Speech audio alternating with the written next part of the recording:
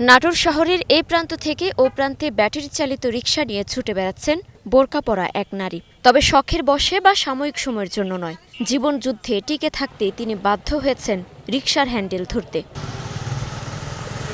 খুব দরিদ্র পরিবারে জন্ম ফাহিমার। ছোটবেলাতেই বাবা মাকে হারান। বিয়ের পরে কিছুদিন ভালো থাকলেও স্বামীর হঠাৎ অসুস্থতায় আবার অন্ধকার নেমে আসে তার জীবনে। অসুস্থ স্বামীর চিকিৎসায় আর্থিকভাবে নিঃস্ব হয়ে পড়ে তার পরিবার। কিন্তু হাল ছাড়েননি ফাহিমা, হাত পাতেননি মানুষের কাছেও। বোনের দেয়া ৩০,০০০ টাকা দিয়ে কিস্তিতে রিকশা কিনে নেমেছেন রাস্তায়। আমি যে সাহস করে রিকশা চালাচ্ছি, এটা আমার কাছে অনেক অনেক ভালো লাগছে। আমরা অটো চালাই, আমাদের ওই আপাও অটো চালায়। বাড়ির সংসার খুব কষ্ট, স্বামীটা অসুস্থ পড়ে আছে ঘরে। ফাহিমার এই সংগ্রাম জীবনে হার না মানার, পেছনে ফিরে না তাকানোর।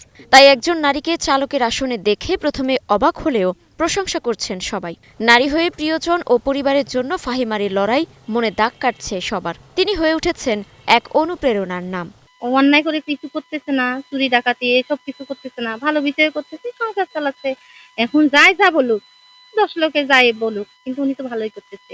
তাকে দেখে অন্য যে নারীরা এখনো ঘরে বসে আছে বা চিন্তা করছে যে কি করে খাবো, সেই জায়গা থেকে তারা হলো অনুপ্রাণিত হয়ে এরকম কাজে তারা সম্পৃক্ত হবে।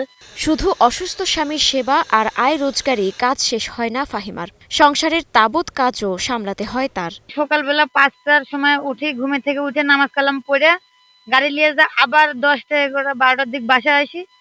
রান্না বান্না নিজেই করি, নিজেই সবকিছু করে সংসার ম্যানেজ করে আবার আপনার 3টার দিক গাড়ি নিয়ে যায়, 4টার দিকে আবার বাড়া আবার সন্ধ্যার সময় 6:30 পর্যন্ত গাড়ি চালা আবার বাসায় আসি। চিন্তা করলাম যে আমার স্বামী অচল, আমার কি করবো? এখন মানুষের কাছে সাথে যাবো না, নিজের কারো কাছেই যাবো না, নিজের কর্ম করে খাবো। দেখা যায় আল্লাহ যা করে ভালো মনে করে। উপজেলা প্রশাসন ও সমাজসেবা কার্যালয়ের পক্ষ থেকে ফাহিমাকে কর্মসংস্থানের ব্যবস্থা এবং তার স্বামীকে উন্নত চিকিৎসায় সহযোগিতার আশ্বাস দেওয়া হয়েছে। বাসায় বসেই করা যাবে এমন কোনো আয়বর্ধকমূলক কাজে যদি উনি আগ্রহ প্রকাশ করেন, আমরা উপজেলা প্রশাসনের পক্ষ থেকে অবশ্যই চেষ্টা করব। এছাড়া ওনার স্বামীর সুস্থতার জন্য আমরা সমাজসেবা অফিসার, এছাড়া আমাদের উপজেলা স্বাস্থ্য কমপ্লেক্সের মাধ্যমে চেষ্টা করব যে সেখান থেকে যেন তাকে সুস্থ করে তোলা যায়, যাতে ওনার স্বামী আবার তার রেগুলার আয়ে ফিরে যেতে পারে, যাতে করে ওনাদের এই পরিবারের যে সমস্যাটা সেটা যেন লাঘব হয়।